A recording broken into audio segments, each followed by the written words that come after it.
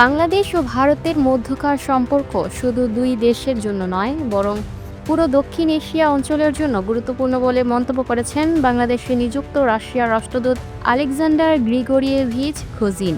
সোমবার 22 ডিসেম্বর রাজধানীর গুলশানে অবস্থিত রাশিয়ান দূতাবাসে সাংবাদিকদের সঙ্গে আলাপকালে তিনি বলেন, আমরা বাংলাদেশ ও ভারতের মধ্যকার দ্বিপাক্ষিক সম্পর্ক নিয়ে কোনো নির্দিষ্ট মন্তব্য করতে চাই না।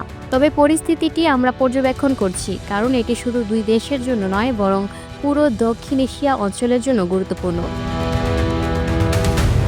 এটি একটি ভূরাজনৈতিক বিষয় যার নেতিবাচক প্রভাব পড়তে পারে যদি ফলপ্রসূ সমাধান না আসে।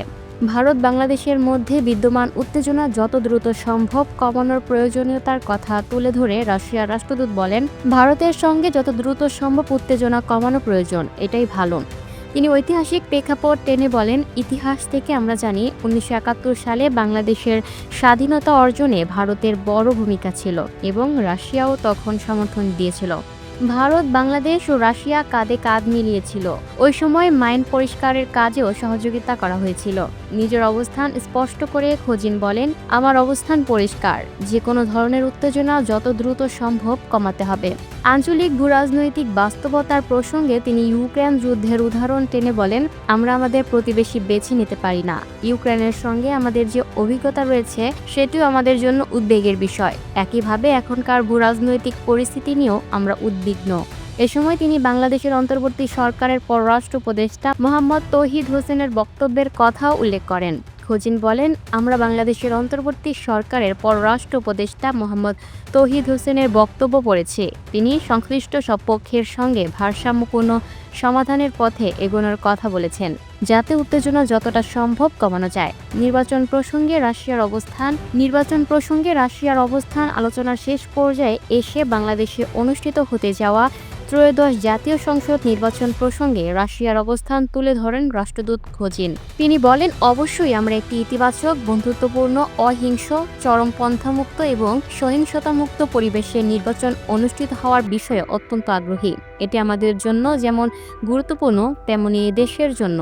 বর্তমান পরিস্থিতি নিয়ে উদ্বেগ প্রকাশ করে তিনি আরও বলেন, আমরা দেখেছি বর্তমানে এদেশে বিভিন্ন ধরনের অস্থিরতা ও সহিংসতার ঘটনা ঘটছে।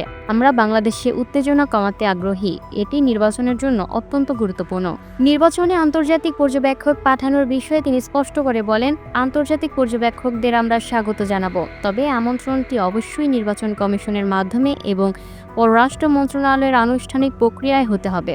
নির্বাচন কমিশনই এ বিষয়ে দায়িত্বশীল। তিনি যোগ করেন, আমরা ইতিবাচকভাবে সাড়া দিতে প্রস্তুত।